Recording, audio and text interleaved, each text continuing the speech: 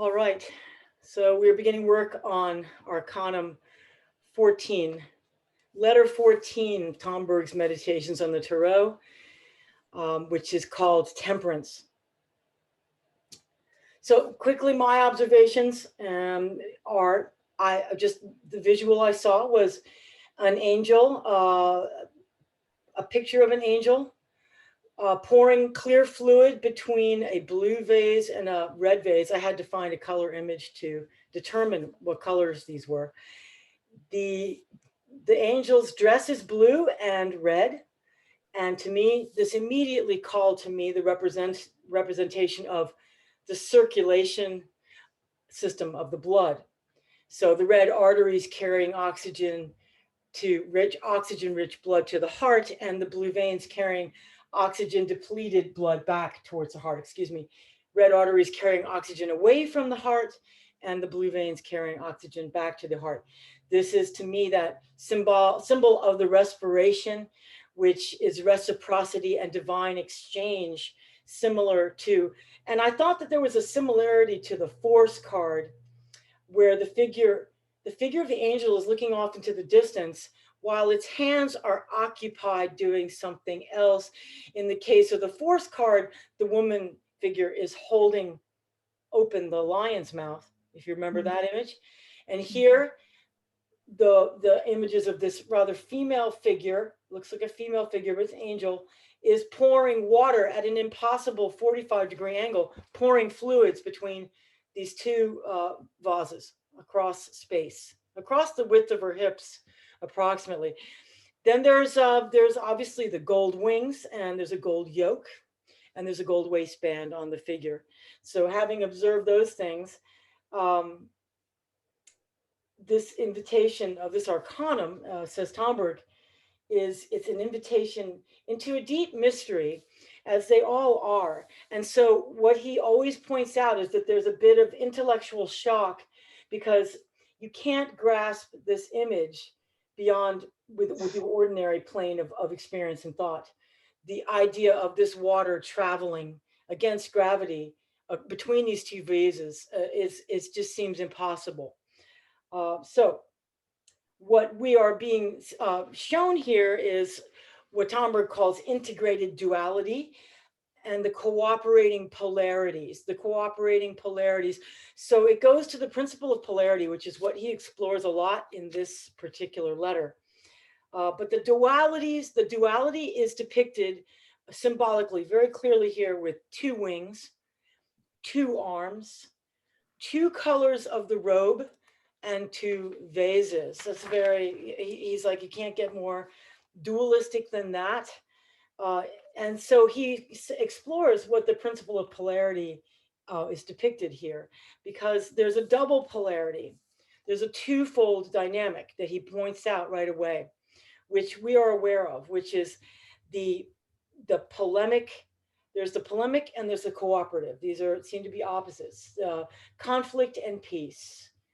And the polemic and conflicted terrestrial gravitational pull is, again, to review, generated by electrical energy. There's electrical energy, and it's a gravitational pull downwards towards the terrestrial.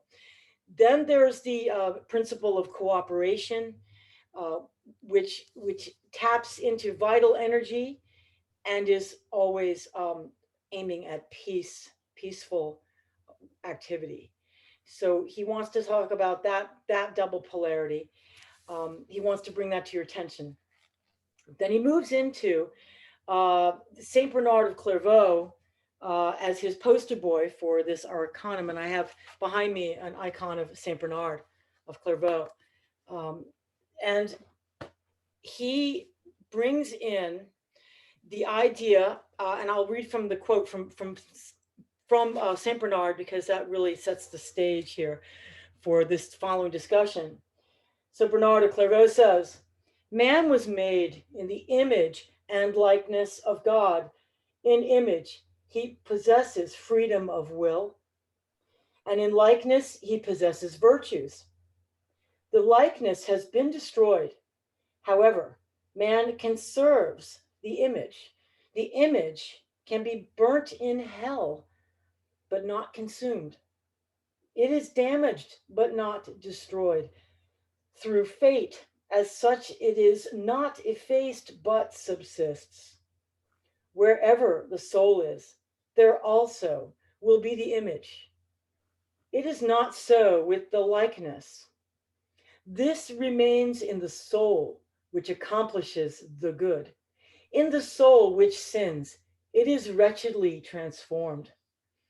The soul which has sinned ranks with the beasts, devoid of intelligence.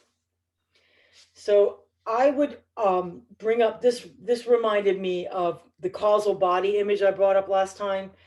The causal body, which is the pearl, which is the immortal body.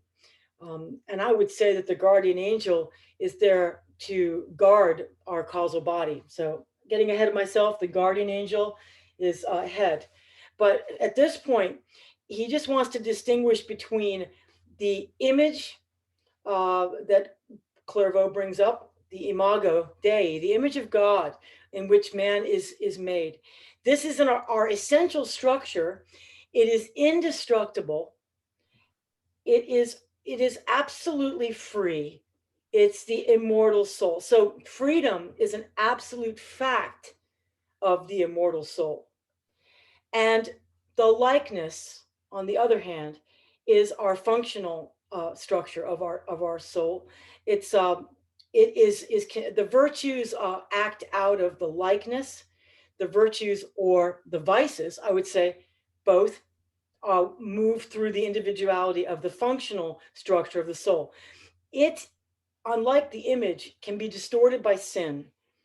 So another wonderful quote here is that Tomberg says, man is free and remains so through all eternity, on earth, in hell, in purgatory, in heaven, always and everywhere.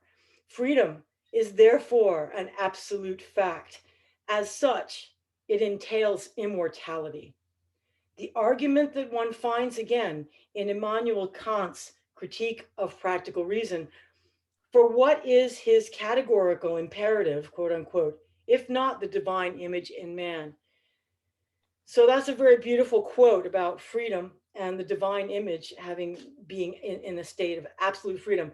I have to correct Tomberg here. It's not the Critique of Practical Reason, but the Critique of Pure Reason by Immanuel Kant. Just as an aside, in case they ever want to make that correction. Minor detail. But this is very important to understand that immortality, though, is optional in the likeness that we move through on this plane. So it's a choice we can make. That's a shocking thing to think of, that immortality is optional through our distorted self, the likeness. But the image is always essentially free and pure. So the guardian angel is added to the functional structures of mankind. He's added to the individual man since the fall of man. So since the fall, we have this guardian who watches over each individual atomic particle of the divine spark. Now, this brings to mind several things. The twinness of Thomas comes back here. The divine template, which we've spoken about, which is where you have, the image and the likeness, which we are on this plane, and the image of the divine blueprint, which we are attempting to line up our likeness with our image. That is the goal. Overcoming polarities and dualities. So the guardian angel is an ally of the divine image in man. And so its function is to guard our moral memory. And I think this is very interesting. Tomberg talks about the moral memory again, and says that it's the guardian angel who takes care that there is a connection between the great yesterday, today, and tomorrow of the human soul. I think that's very beautiful description. So the guardian angel keeps the soul connected to its eternal mission which is assigned to the soul. And I love this. So this is part of the soul's part in the cosmic symphony. The guardian angel is to keep us in alignment with the chord that our soul is making in the cosmic symphony. And it represents the effort that we make to have continuity of endeavor from life to life. So the stages of a single path towards one soul end is what the guardian angel is to help keep us aligned with. And in this capacity, our guardian angel cherishes, protects, and defends us unconditionally, each individual.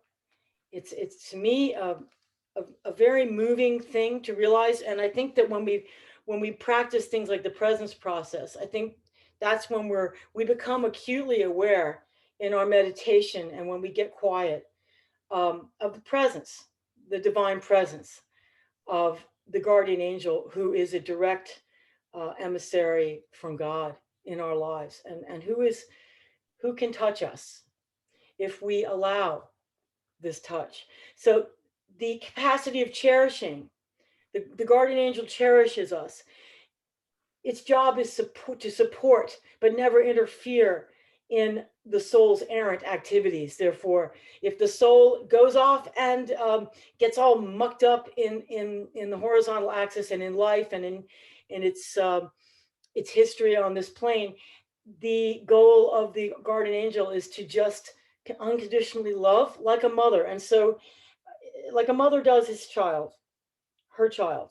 And so he brings up the maternal nature, which is one of the mysteries of this card, which is the angel is distinctly feminine. And Tomberg says that it represents the maternal nature that belongs to the guardian angel, which is that unconditional maternal love. And it's a mystery in itself.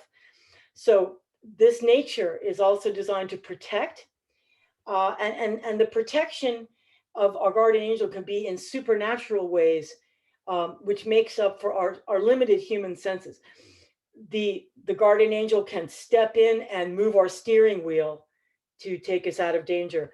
I've experienced the guardian angel of my daughter or whoever it is reaching down and riding a canoe so that we did not topple over into a dangerous current. That's an amazing story. I have my own stories, and I'm sure you do too, of interventions where the guardian angel stepped in to protect. The guardian angel also steps in to defend. So our angel, this is interesting, our angel is our advocate and intermediary between the human soul and the throne of divine justice. So that's interesting, that our guardian, our advocate is our guardian ad litem, is our guardian angel before the throne of divine justice. That's a very interesting thing. So it's unconditional. It doesn't matter what the state of the soul is in. Doesn't matter how miserable it is. Our guardian angel is always there to defend. It's the maternal nature. Then we go on into. He talks about how the guardian angel, the angel lives on the vertical axis, and this is where it lives and moves. And I would say this is where respiration comes in, that image of the blue and red. Again, so it's that vertical axis, the ascending and descending, ascending towards God. The angel is always ascending towards God and simultaneously descending towards mankind. I get the image of Jacob's ladder again, the image of the angels going up and down, which Jacob saw in his dream. Again, going back to the idea of the divine exchange, divine respiration. Now, the relationship of the guardian angel to their protege is that of bestowing superhuman intelligence. And this is a clairvoyance, and it can appear to the human consciousness as omniscience, but it is not omniscience. It is a dark divine wisdom, or also Tomberg calls it a dark contemplation of the angelic nature, which we can tap into. And this is bestowed upon us by virtue of the angel's substantial unity to God. So the angel is united to God in its very substance. So this is very interesting point that so there's that the angelic presence is always there in our lives, but it depends upon the agency of man to access this angel. He must ask. Man has to ask and make active supplication of their guardian angel, or the angel must remain passive in a sort of spiritual twilight. And Tomberg says that this is one of the great tragedies in the spiritual world. I can imagine that there's a lot of guardian angels standing around in this twilight with their arms crossed, waiting, drumming their fingers, waiting for their protege to come around and simply ask for assistance. So on page 379, I felt there was an important quote. Let me read from that. So for the guardian angel will never interpose himself between your soul and God, to the direct and authentic touch of God without intermediary. Okay, so I'm sorry, I misread that. For the guardian angel will never interpose himself between your soul and God in any way, even to an infinitesimal degree, to impede the occurrence of the song of songs of your soul and God. There's that cosmic symphony again. He has no other concern than to make these immediate and authentic contacts possible, to render your soul disposed to them. And he withdraws as soon as his Lord and yours draws near to your soul.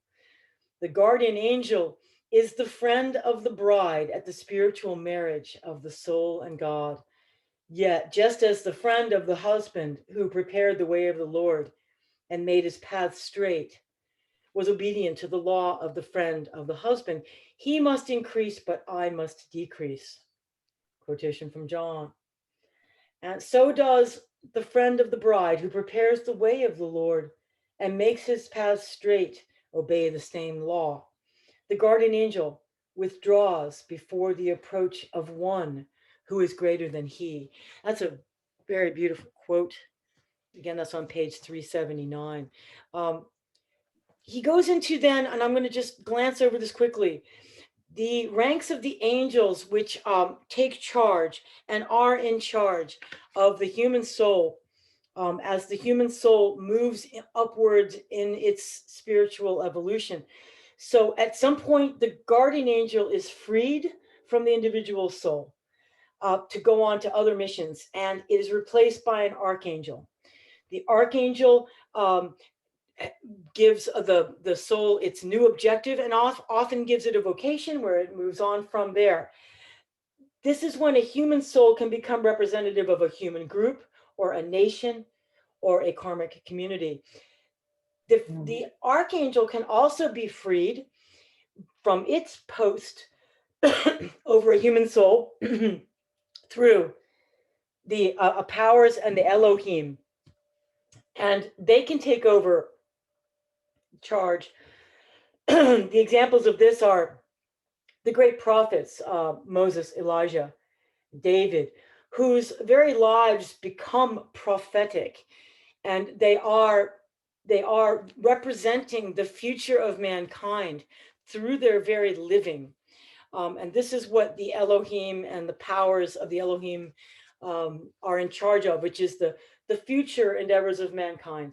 So then the guardian Elohim can be freed up by the seraphim. And he talks about, in this case, St. Francis being his guardian being a seraphim. So the seraphim shows his mark on St. Francis by giving him the stigmata. So the stigmata are visual symbols of being Christed, the Christed act of the seraphim upon the flesh of the human soul. So that's Tomberg going off on a very interesting tangent regarding angelology, and I don't really have much comment about that because that's a whole body of of work in itself. So he goes on to talk about the significance of the wings. The wings represent, and he is really points out immediately that the wings have an active aspect and a passive aspect to them. They are active extensions, he calls them, of the passive and receptive sense of touch. So it's an extension of our the ability to touch in the physical realm. So he then goes on to describe our organs of action as crystallized will. In other words, our arms represent the desire to touch, to take, to give. Our legs represent the desire to locomote, to walk. Our voice is given to talk and to sing. Our limbs and our capacities are engendered in order to reach beyond the confines of the body. And so this gets very interesting. And I just watched a great movie as an aside called My Octopus Teacher. Has anybody heard that movie? Wonderful documentary about a man who goes off the coast of South Africa. He goes diving with just in his body, just in his very turbulent waters off the coast there. And he meets up with an octopus. And he's a nature photographer. And this octopus helps to restore his soul. This octopus, he develops a relationship with the octopus. And I won't tell you any more because it's a beautiful documentary. It will move you deeply if you go to see it. The octopus tentacles, there's a beautiful scene. It makes you want to weep when you see the octopus tentacles reaching out in trust to touch the man's arm, his hands, and explores his body with the tentacles. And this is again that it's just it's part of our animal nature to reach out and to desire to touch.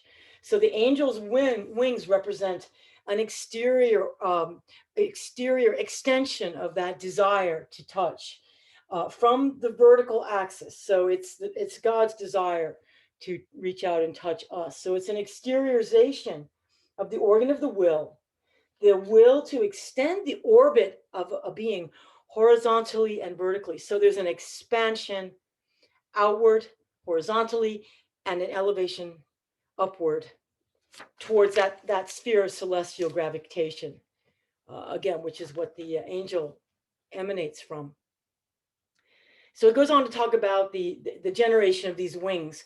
And he distinguishes between birds' wings, the physical bird wing, and the angel wings, etc. Let's move on. The wings, wings represent, again, like I said, the divine attraction of the celestial gravitation. And he contrasts that with the devil's wings in the next arcanum, which are terrestrial wings and only generate energy from below. And he distinguishes those are often depicted as bat wings. Notice bats can only go into dark caves and terrestrial spheres. So on back to the angel, the touch of divine love is what the angel seeks, which raises him to the ecstasy of a higher sphere. So the angel is moving towards God and reaching down towards man at the same time. So it's like that magician figure again. It's like the magician between heaven and earth. So we have one wing. He goes on to bring analogy to the wings. One wing representing the image and the other wing representing the likeness. And then he later does this with the vases themselves, image, likeness. So he plays with this principle of polarity underlying the duality of the wings. He brings it back. I love the way he always brings it back to these themes. So the image it represents the divine gnosis, the contemplative nature, and the likeness represents the creativity of the divine imagination. So again, there's this push and pull between the imago Dei and the likeness. And again, the contemplation is sort of a passive principle, and then the likeness is attached to the creative principle, the active principle in man. This becomes very important to understand because we need to understand the role of human efforts with regard to divine grace. that the two currents of human endeavor and the currents of human endeavor and grace must meet. And this is what the guardian angel facilitates. This praxis. This is our internalizing of our practice in order to reach God. And the practices are such things as unceasing internal prayer. Anytime we meditate, um, anytime we meditate, or we are filling our bodies with the vital and astral bodies, which help us to pull ourselves upwards. And so it's our effort through our sweat, blood, and tears, that effort and grace meeting us. So he goes on to talk about the icon of the hermit. Um, okay, I just wanted, I'm not going to go into that icon. You read about it. It was an interesting one. Uh, but there's a beautiful piece here about the Hermetic path on page 383. To become a pillar is the aim of the hermit or the hermeticist. The means of raising oneself as a pillar are the wings. And what becomes more and more difficult for one who becomes a pillar is horizontal movement. The contemplation, which is established as a more or less permanent state in the soul by means of the wings, renders horizontal movement more and more difficult. The powers of the soul, understanding, imagination, and will, being immersed in contemplation. And of course, this harkens back to the other cards, the emperor, right, who's leaning against the stone. He is not moving horizontally, which John brought up last time, that connection. It also reminds me of the hanged man.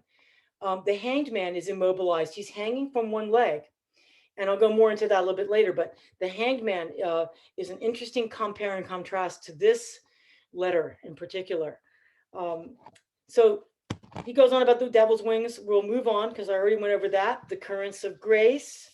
The angelic wings, again, they're the gift of divine grace. And they manifest in our lives when we are in alignment with our divine aspect and the angel. We are walking with God. And so we are, he goes into, when you are walking with God, your nature becomes both heroic and miraculous at all times. And he goes into, the heroic being, it enables the soul to take on martyrdom if necessary, on its Gnostic wing.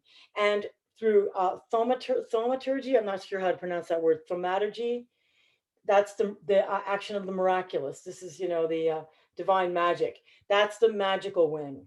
So that the Gnostic wing is the contemplative passive wing, and the magical wing represents the active wing of agency in the divine worlds, in the spiritual worlds. So again, I compare this to the hangman. The wings are, Tomberg points out that the wings are opposite of the legs which contact the earth. The wings are the opposite limbs, drawing man up to the celestial gravitation, the celestial spheres. The arms of the hangman behind him, and Mark talked about this. What are the hands doing there? Do the hangman's arms behind his back, does that represent nascent wings? Are those wings that are just beginning to form? This is an interesting, I just wanted to ask these questions. They're folded behind him. Are they immobilized, or are they becoming wings to replace his immobilized legs? And that he's going to be moving into the vertical realm. So those are just questions I wanted to ask. Those are connections I made. And you can take what you want from that. But he goes on to the two vases, that the wings, the arms are, again, holding these two vases, which these are the arms. He goes into a really interesting discussion, a breakdown of the angel's body. And so he's brought up that the wings represent love of God, the celestial gravitation upward of the angel. The arms represent the desire to reach out, love of others, mutual attraction. And this is what he lives. The angel lives and breathes through this. The legs represent terrestrial gravitation and locomotion, the terrestrial nature. So the love of the angel is aimed earthward towards our terrestrial nature, our very particularity of the individual soul. So it's an interesting figure. And then he brings in the problem of the fluids moving between the two vases. Um, the threefold fluid body. I'm going to just cursorily jump over this. The threefold body as a living unity of circulation. So he goes into the idea of circulation, which is what my intuition about respiration really, I think, fits here. The physical circulation of the blood through the air, through the lungs, the nervous system, all these things on the physical level. Then there's the astral and vital circulation of the water between the vases represents this astral vital circulation. And then there's the spiritual, it's also the living waters. You know, there's a lot of imagery here. Spiritual circulation is the divine representation represented by the wings. And I would say the blue and red color of the angel's robes represent also this physical and also divine circulation, spiritual circulation. So the whole of the angel image represents the divine likeness through these circulations. And the angel has charge over the health and vitality of the whole human being. So again, then he brings it back to the analogy of the imago, the image of the absolute, and the likeness, the function, the relative. So the vases he now begins to call the monad, the image, and the likeness, the function. The monad representing the absolute, and the circulation representing the likeness representing the relative aspects of human soul. And that this fluidity, this current that moves between them is what the angel is juggling in the soul of every human being. It is juggling this fluidity. And this is where the idea of temperance comes in, because temperance is a blending of these polarities. It's both and. It's our way of dealing with the both and, the totality, not the either or, and moving beyond the either or. So it's always the blending of the polarities, which is a theme that Charlotte always brings up, which is a theme throughout Tomberg. The blending of the polarities is our work to achieve what Tomberg calls the third, which is that third thing, which is neither one nor the other, but a combination of both. And this is where he brings up the idea of savoir-faire, that the temperance, it means that's the certain knowing how to, the knowing how to do this is what the angel aids us with. So this is difficult stuff. It's so the temperance represents this just measure, how to create a just measure between our polarities. We cannot live in the absolute, or we would be destroyed utterly as humans, nor can we live completely in the relative world of the horizontal plane and the plane of our mere terrestrial being. So it's the dance of the vital energies that the guardian angel helps us. There's that lemniscate again. There's that balancing that from the second letter too. We just see this throughout. These themes are just wonderful because they build on each other. Then he goes into the mystery of tears. I'm going to jump here now. And page 386, I noted a thing here. So the fluidic relationship. This is where he talks about the fluidic relationship. Just measure. The just measure principle in the fluidic relationship between the absolute radicalism of the monad, the image, and the relativism of the phenomenal personality, the likeness, constitutes the fundamental principle of spiritual, psychic, and corporeal health. This measure amounts to an always changing equilibrium between eternity and the moment, between the ideal and the phenomenal. So that's a very wonderful description of it. And also, I wanted to add here the part about savoir-faire, which I thought was great. Practice entails an arcanum, an intimate savoir-faire, which is the 14th major arcanum of the Tarot, Temperance. Temperance, as a spiritual exercise, signifies the task of knowing the relationship between the image or monad, the likeness of phenomenal personality, and the guardian angel or individual grace. This means to say that one should find the source, current, and direction of inner life in grasping its nature and role, and work and live in conformity with this knowledge. And he sets out, that's the third, the combination of ora et labora, worship and work. And through the worship and work, we meet with grace through those efforts. So he goes on into the mystery of tears. We can touch on that in a granular level later if we'd like to. I'd like to move on. The inner weeping. He goes into the three heresies. I'm not going to touch on those right now, but he sums it up that tears represent faith. They are inspiration, tears from the angel. You can imagine tears falling, of tears of the Holy Spirit falling into our souls. Vision represents, the sweat represents vision and our sense of trial, our active work, and our hope on this plane. Then there's intuition, which is very mysterious because it gets into the alchemical activity of the blood and the wedding of the soul, the bride and groom. This is very mysterious. This is the mystery of love. So that's a lot to unpack. I just wanted to touch on that. But the mystery of tears, I love this where he says this represents a higher degree of intensity in one's inner life. The gift of tears is it represents our very livingness. The more that we have these internal tears, the more that we are internally living and refreshed by the living waters of the Holy Spirit. So on and on. He goes into the whole thing, discussion about the different crosses, the cross of the crucifixion, the rose cross, the gilded cross. And we can go into these in detail if you like to. He will touch on those again later, I'm sure.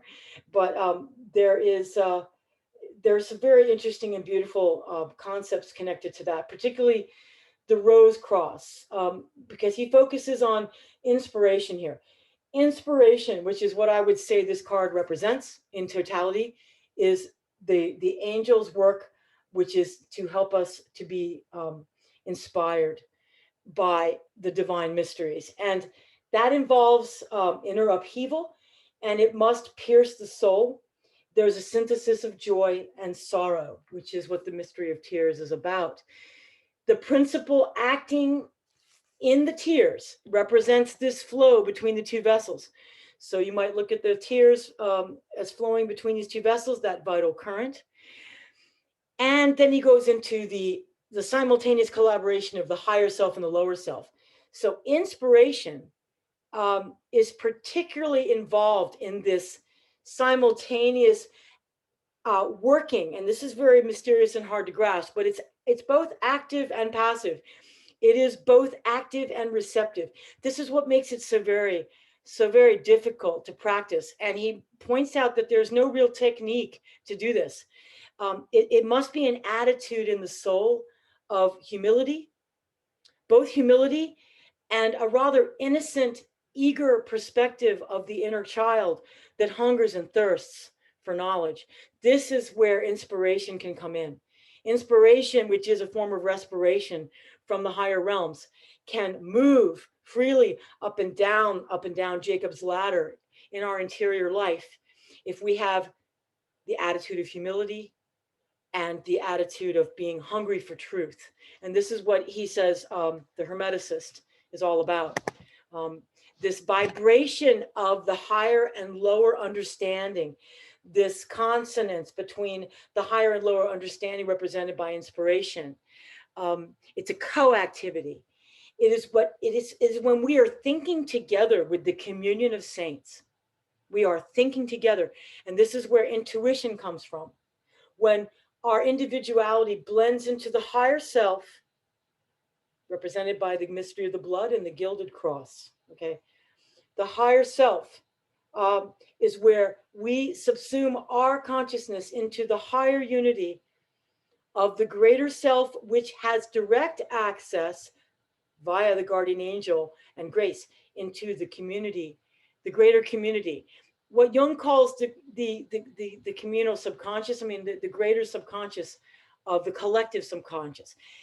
And I wouldn't, that's a psychological term, but what we would call it is the communion of saints. This, I think, is the best description of that group that thinks with us, the thinking together with the flood of truth, which is what Tomberg puts. It's very difficult to put into words, but I love that it's a thinking together with the flood of truth that comes in. So he goes on to, the visions can be visions of start with the cross, the crucifix, the mystery of sweat, the cross. And I'm just not going to go into that because this is all connections that we have to make individually, each of us. But he distinguishes between vision and the vision comes down from the higher realms into our lives. The vision can be understood or not. It may not be understood by the soul. The soul is impressed. It's an impression made upon the lower self by the higher self in the form of vision. The intuition is our lower self moving actively back up to the higher self through the mystery of the blood, the gilded cross. So thinking on one's knees, that's where he gets into the idea of humility and the idea of thought prayer or prayer thought, which is what inspiration is in its nature. So humility is alone the virtue which renders us inspirable. So therefore, poverty, chastity, and poverty, chastity, help me guys, the third one. I'm losing my mind. Obedience. Obedience, yes. Those three, once again, come into play here. Obedience, poverty, and chastity. The totality of the soul, which readies it for, it readies this soul for inspiration. So Tomberg says in a very beautiful way, on page 393, and I'm getting close to the end of my little talk here. You're being very patient, but this is important stuff. It cannot be helped. The spiritual world is essentially moral. And inspiration is the fruit of humility in effort and of effort with humility. Ora et labora, therefore, is the key to the door of inspiration, as it is the key to many other doors besides. But then he goes on to say that hunger and thirst for the truth, this is the middle of 394, hunger and thirst for the truth which comprises God, the world, and mankind, nevertheless underlie the inspiration which falls under the law of ora et labora. The Hermeticist also will not be inspired if he is not humble, but no more will he be inspired if he does not apprehend in the aspiration to the truth the art of forgetting himself, whatever he may be, humble or presumptuous, innocent or sinful. He must be driven by hunger and thirst for the truth concerning God, the world, and mankind. One should know how to ask, and one should dare to ask, whilst forgetting one's humility and one's presumption.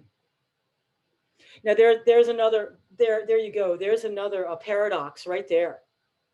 How do we hold humility and presumptuous hunger and thirst of the individual soul? How do we hold those in balance in order to, that's what the mystery of effort is. The mystery of the efforts, the blood, sweat, and tears, Um, uh, Jesus Christ's struggle in the Garden of Gethsemane is a great illustration of this.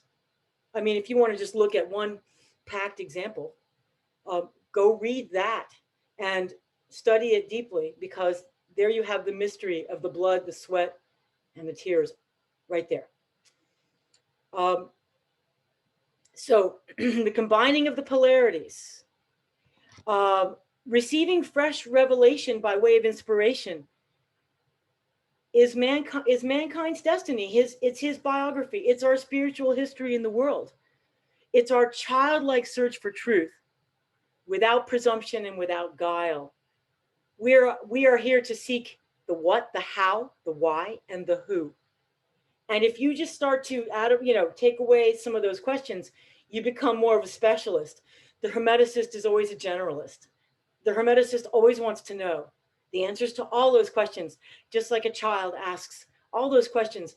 The child has not yet been discouraged into specializing his focus into just the what and the how, but never the why or the who. Okay, so he brings back that totality of our being, which is involved in effort and combined with grace, our effort combined with grace. The marriage of opposites. So he calls this the twofold faith in God and man, in grace and human effort. This is, again, the Hermeticist path. The path of the Hermeticist involves inspiration. He says, inspiration, truth to tell, is what links the Hermetic community. And it is the community of inspiration which is the home of the Hermeticist. Thank you.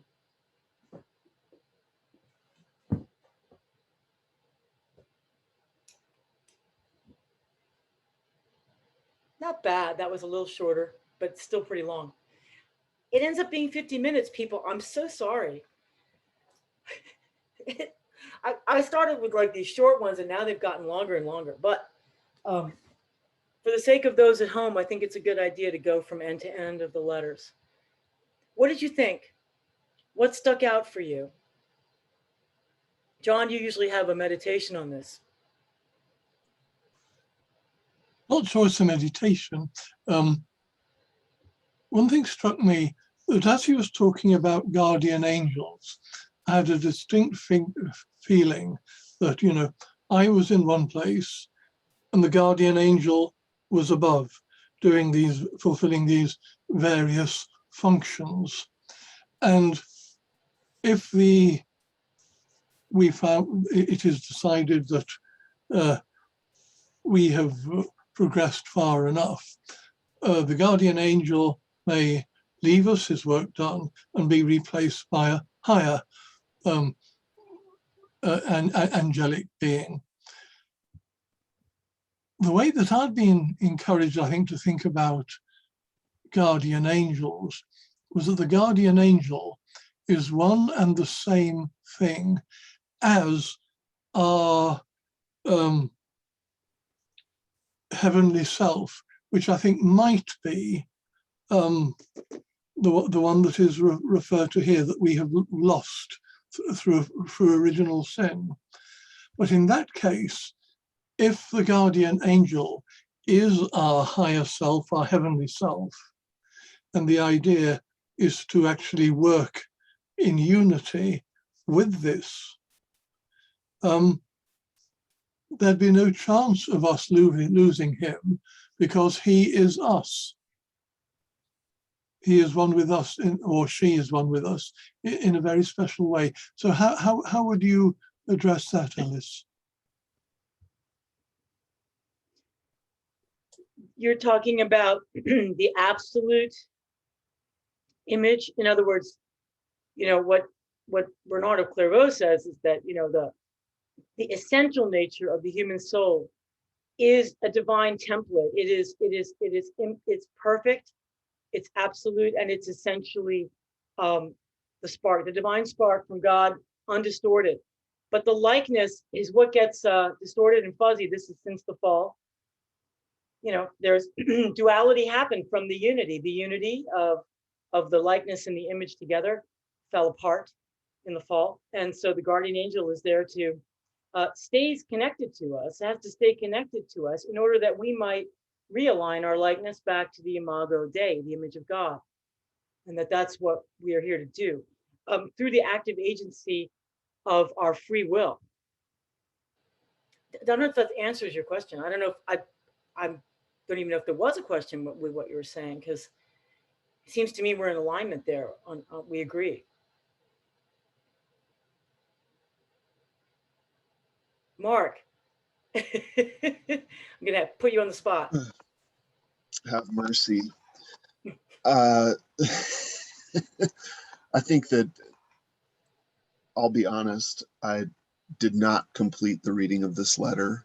I got about halfway, maybe a little better than halfway through it.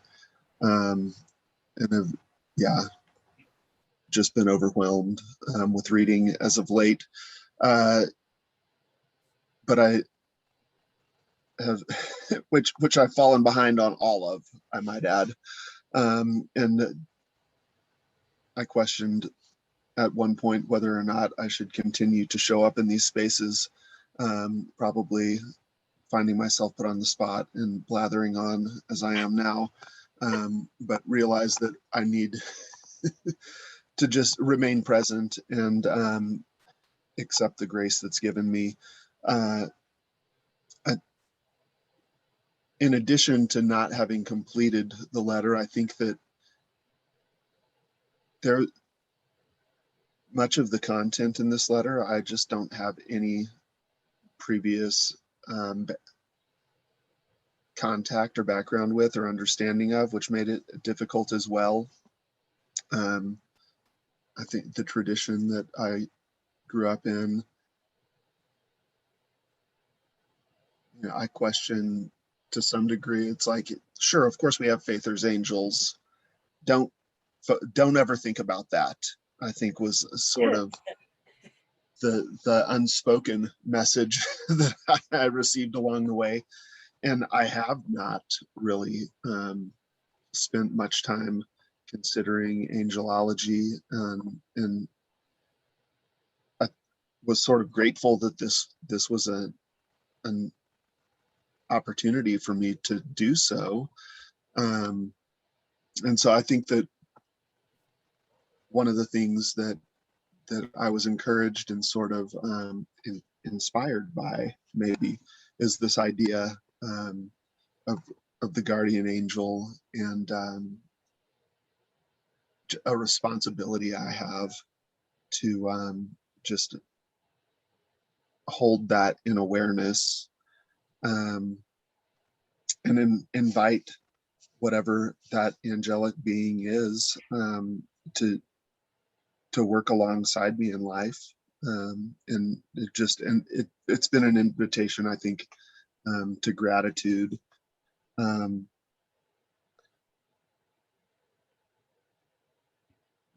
I think maybe I'll just share this with you all. I don't know if I would, but this card came up for me. It looks like this was back in July, and I've already confessed that I hadn't read this letter. But this card came up for me, and I was meditating on it and just doing some journaling. And I'll just share with you some thoughts from my meditation on this card, since it occurred to me this morning that I had had some kind of contact or experience with it. Temperance grows from the golden ground of patience and is crowned with rose petals unfolding. Stability is built in the pouring out of the cup of sorrow into that of joy, whose wings uplift the heart. The flow of tears run in both directions between them, a gift to be given and a gift to be received. And I think that just as I listened to your unfolding of this letter for us, Alice, this morning. I was struck that so many of these themes that Tomberg touched on were things that just came up for me in my meditation. And so I'm grateful that I drug myself out of bed to sit in this space, knowing that I wasn't going to maybe be in a position to contribute or comprehend these things well. And then here is this reminder to just be present and to trust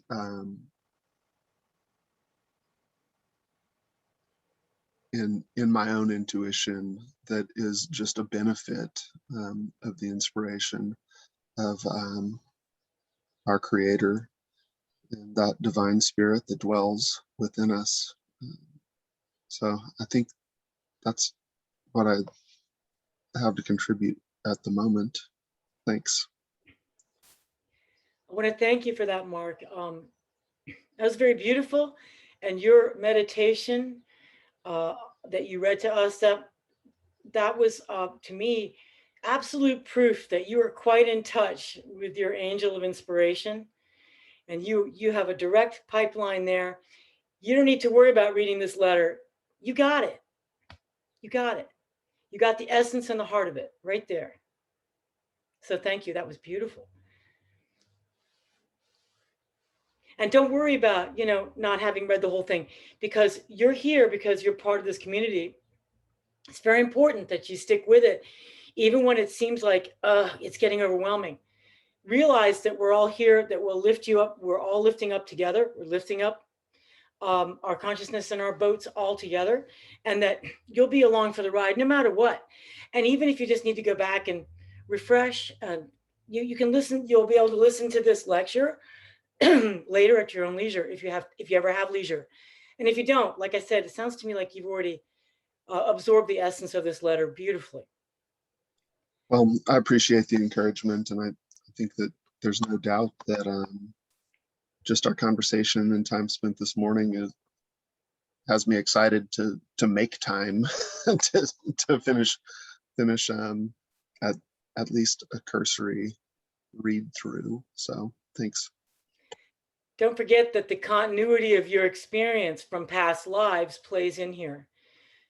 You probably are quite familiar with it, but the fact that you said that in your meditation is like, yeah, you know what? I wish you'd given the presentation instead of me, because if you had just read that, we would have been done.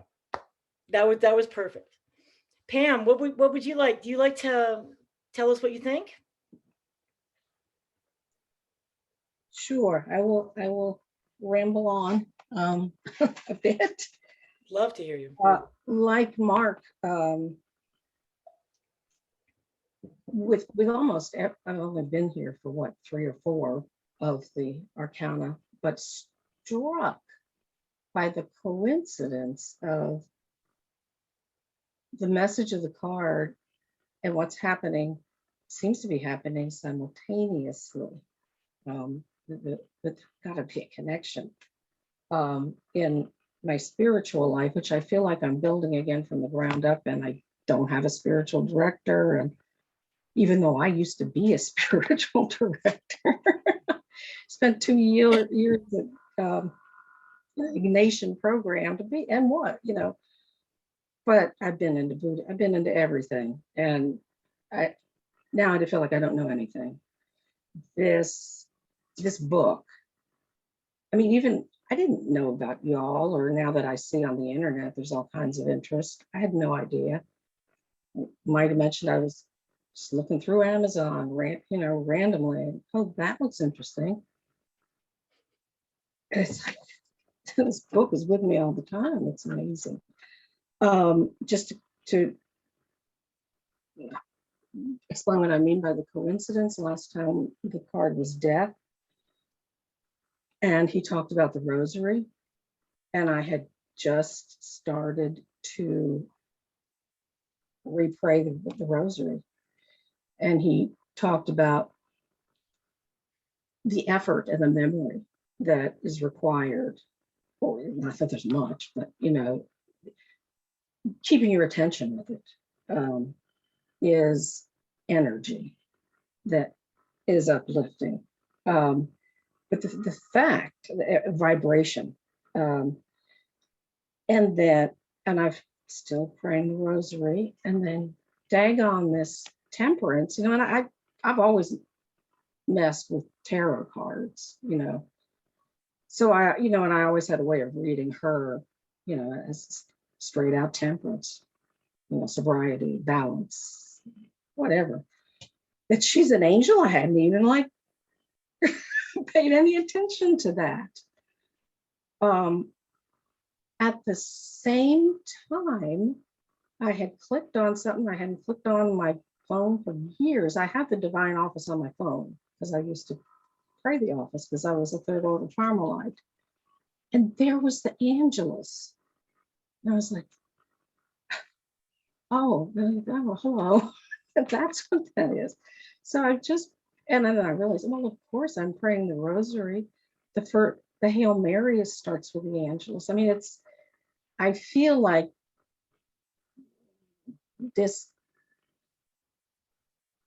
having this communion and a community. You all, Mary, Jesus, I'm working on.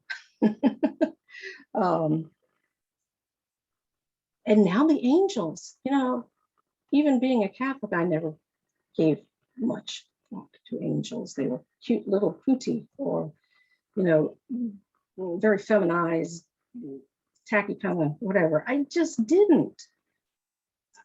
I must have known this at some time, but yes, I have this companion.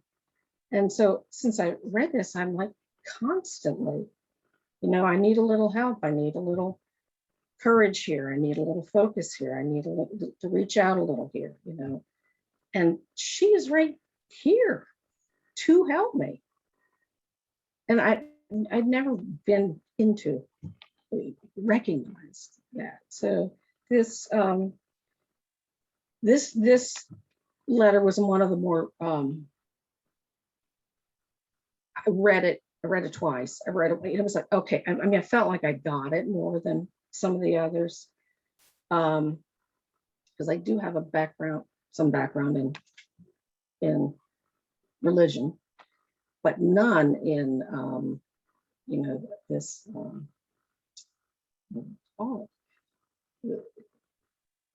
the other more esoteric, like when you're all talking about different bodies and astral bodies, and I just feel like I'm lost, but that's okay. I mean, in any event, just to thank you. I feel like it's becoming very real. And one more little thing. I've always been struck with some performance art. Not a performance artist, he's a multimedia artist. Anyway, I remember looking out the window once, and he had said, and it just always stuck in my mind, there is an invisible world, and we're living in it. So there's an invisible world, and we're living in it. And that would come to my awareness for a couple of years. And somehow was very important, but I didn't know exactly what that meant. Now I see it. I think that there's an angel here. We're living it. It's, I guess that's maybe more than I wanted to share.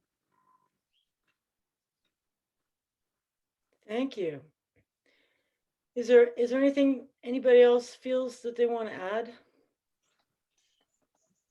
If I could, it's just one lovely true story between two people. One was Ian Paisley, who was the big Northern Ireland, Ulster Protestant, anti-Catholic, very strongly.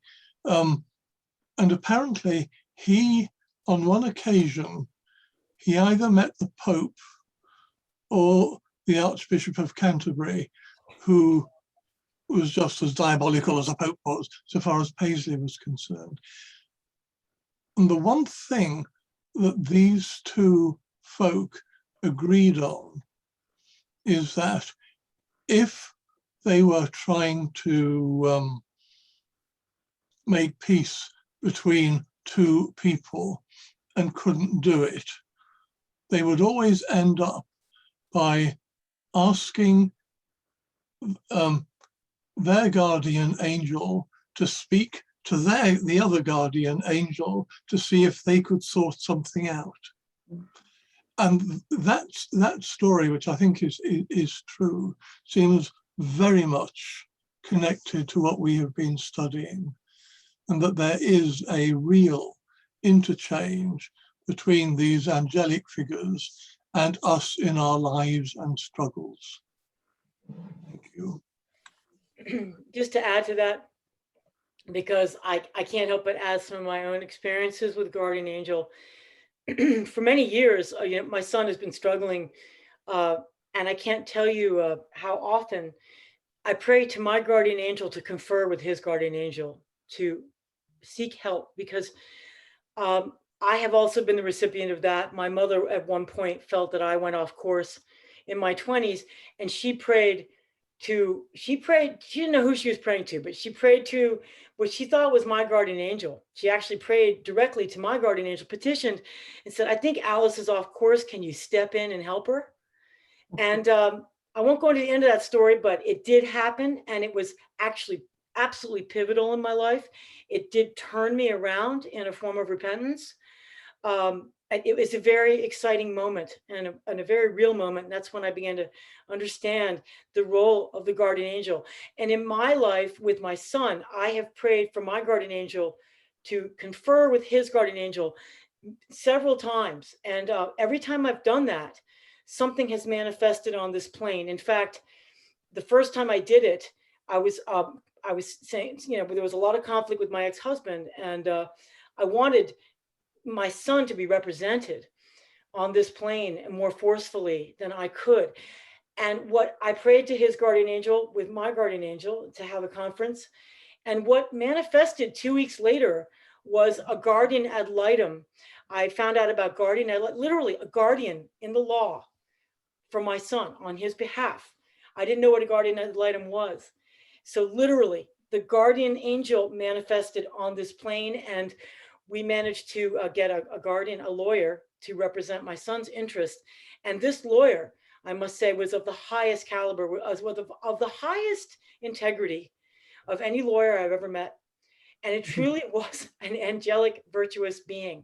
He was, who was called forth to represent my son. So that's one of my guardian angel stories. I have many, but that I know it's very real. And having read this Tomberg 20 years ago, I took it to heart that the main lesson I learned from this temperance was that this temperance card was the spiritual law, which dictates that our guardian angel cannot help us unless we petition or seek its help.